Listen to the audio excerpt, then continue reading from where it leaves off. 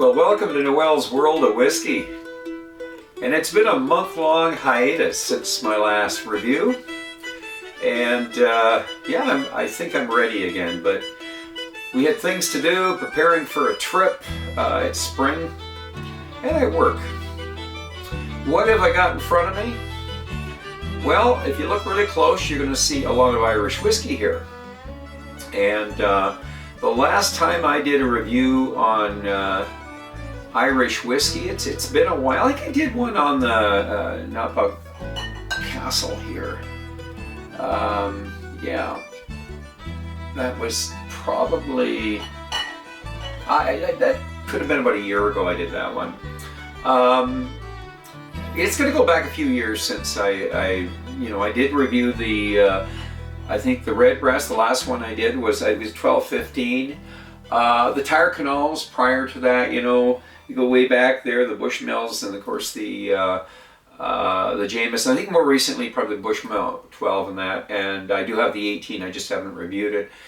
But you know what? I don't have the presentation or the quantity of Irish that I have a Scotch, but I have more than I could fit on this table. So I just grabbed a bunch. I want to change directions from Scotch to Irish whiskey, so I just thought I'd throw a bunch on the table here. Let's change the backdrop. And what can I say about Irish whiskey? Well, obviously it was never it was never the stronger influence on me, though I did go through a spell there. I think if we go back to my younger years there, when I was the years I worked in the oil business in Calgary there, we drank Bushmills. I think Bushmills was quite popular amongst the college kids, but it never really took a hold of me like Scotch did. And I got to appreciate it a lot more, in more recent years. And of course, when I did that presentation on the history of Scotch, that's going back, for whatever years ago. And I showed you the explosion of new Irish distilleries in Ireland. And when I was doing that review and also the history, I think we focused on John Teeling and the Cooley Distillery, how it was the very first new distillery in 100 years. And at the time when he was establishing that, there was really two main distilleries in Ireland, and it was, of course, Bushmills to the north in Northern Ireland, and then you had the Midleton Distillery. And they were in the process of building the new Midleton distillery at that time. And we go back to the 60s. You had it was pretty much four companies left that were producing whiskey, and they all amalgamated and into one company. And then eventually Bushmills followed a year or two later, and that was, of course, Irish Distillers. So it was quite the feat for John Teeling, to break into that industry and be so successful at it. And of course, reopening Kilbeggan, the Tire Canal, reproducing that, which was an old distillery. His competition was huge, but he was so successful. And eventually he sold out, and he now, I believe, has a Great Northern Distillery that he started up. And his kids, his two sons there, I think, have Teeling whiskey in Dublin and that. But what we're going to focus on is another family, like the Teeling family. This family is, gained a lot of fame to the quality of their whiskey, and that is Rosemary and Bernard Walsh. And they started off with the coffee liqueur, but their real name to fame was Writer's Tears, and it was a new direction for Irish whiskey. It was very innovative, almost experimental. Then they came up with a more traditional whiskey called the Irishman. And that's what I want to focus on.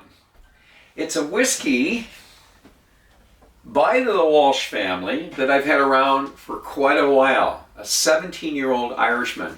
Kind of hard to get, but I kept reading reviews. I bump into these reviews on it, and I've owned this for a few years, and it was just kind of, you know, it was looking at me saying, open me, review me. I'm a collector. I try to hang on to some whiskeys that I know are going to be worth something in the future. They're hard to get. But by golly, I am going to review this. As much as I don't want to open it, I want to open it. So this is the guy, the Irishman, 17 years old. You might have already read some of the reviews because there's been quite a few reviews on it. And it's my turn. So let's clear away all this whiskey and let's get into the 17-year-old Irishman. So now I'm going to bring you up the bottle. I'll let you take a peek at it and then we'll open it up. So there it is. The Irishman. Aged 17 years in a sherry butt. That's a European oak sherry butt. And look at the color, natural color. Obviously from the cask influence and non-chill filtered. Cask strength, 56%. It's a beauty. Okay.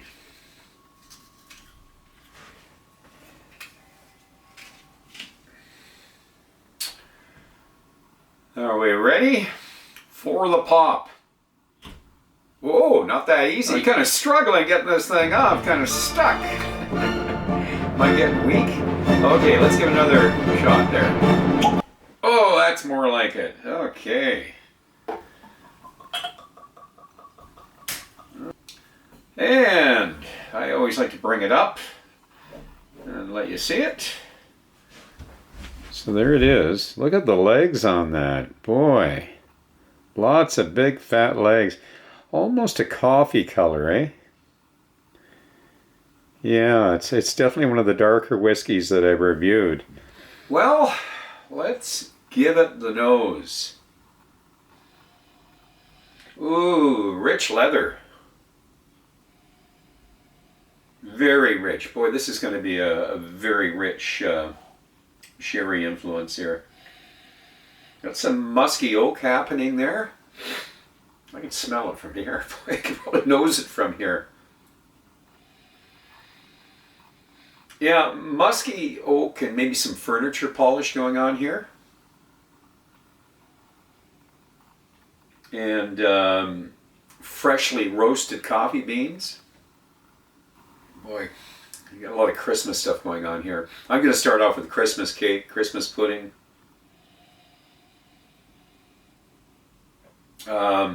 I think for the spices there, the cinnamon and the ginger are really coming out here. A little bit of citrus stuff mixed in with the ginger there, orange ginger. Butterscotch, butter rum. It's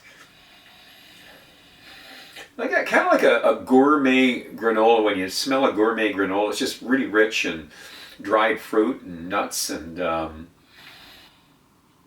yeah, pipe tobacco, spices. Anyways, the sherry cask influence is pretty obvious here. You really notice it there, eh? It's yeah. I'd say the alcohol's there, but it's very well integrated. I think it's time for the palate. The palate, Salangima.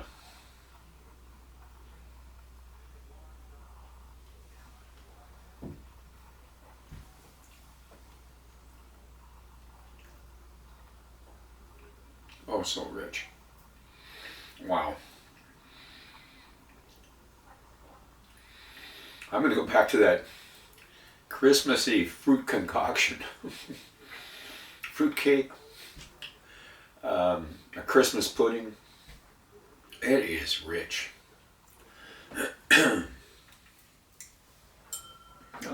caramel, kind of a spicy caramel.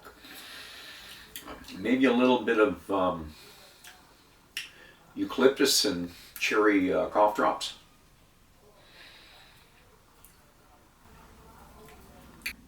And cherry Coke, little Dr. Pepper. Yeah, the alcohol's there. It's present, but it's just like I say, it's well integrated. It's just so balanced out with the other notes, and the wood. You taste a bit of that wood in the background. Very, very slightly astringent, you know. Almost a little bit of a solvent taste I'm getting here, but oily, viscous. It just tastes much older than 17 years. Like, you know, I've got some older whiskeys. This does not taste 17. I'd say it's 21 or more, you know. I think we're going to go for the finish. The finish, Salangeva.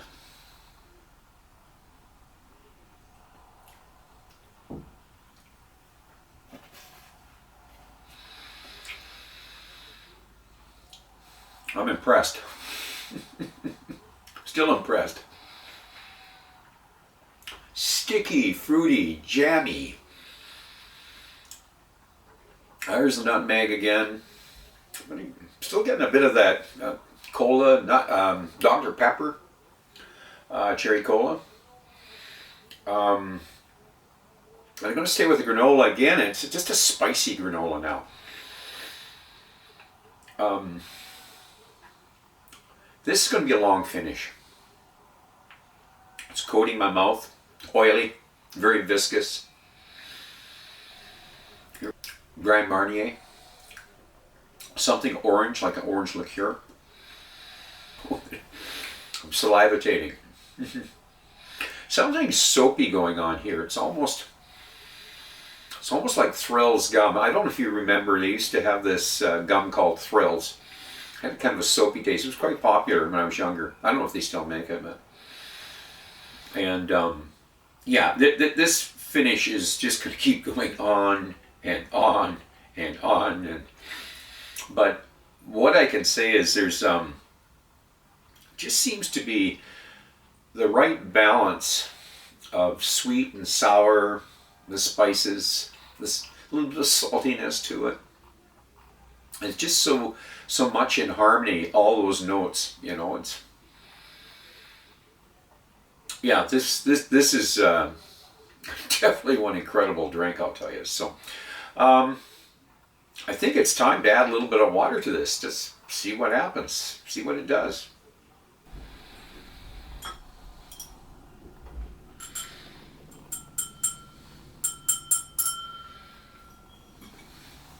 Okay, we'll give it the swirl.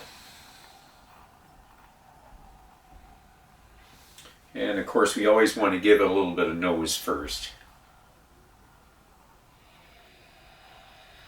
More of that leather going on right now. More of the sweet fruit, sweet Christmas cake. You got the syrupy stuff, butterscotch, butter, rum. With water of the palate, Salangeva.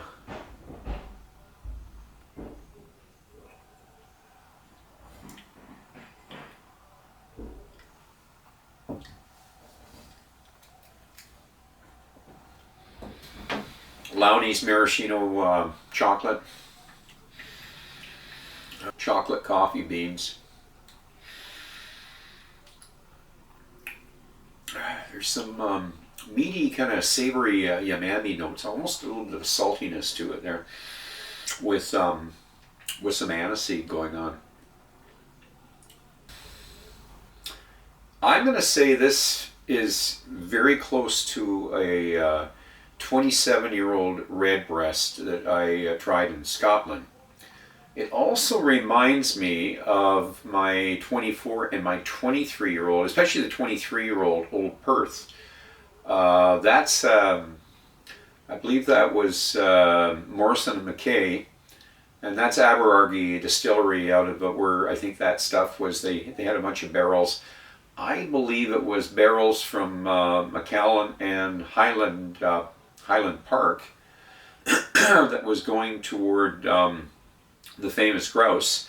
And anyways, I got myself a couple bottles, the 24 and the 23, but the 23 was exceptional, and it was rich like this, but there's just so much richness to this, eh?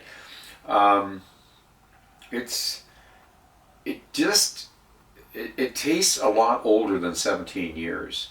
Now these guys know what they're doing. I mean, I'm going to say that Bernard Walsh, obviously, you know, he went the right direction, I think, when he did bottle this, because I think that the 17 years is almost perfect for this whiskey. So, still coating my mouth, oily, viscous,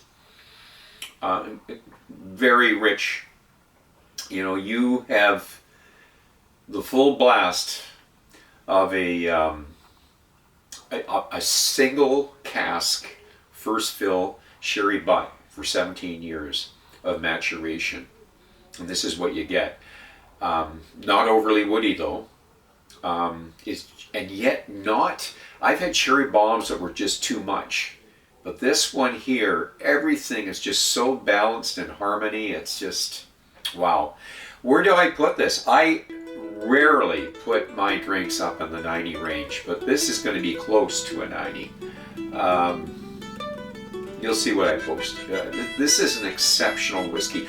I've sort of fallen away from the Irish whiskeys, and certainly would probably drop the score on some of the whiskeys that I think I scored them too high in the past, because I've come back to them. And by far, this is the first really exceptional Irish whiskey I've had since the Tyrconnell 16. You know, single malt. Tyrconnell was a single malt. I believe this is triple distilled. I think Tyrconnell was double distilled. So, but anyways, that's where I'm going to leave it. If you can get your hands on one of these bottles, grab it. It is well worth the investment. So, until the next time, I'm going to ask you to drink wisely, drink intelligently, and do not drink and drive. So long, Java.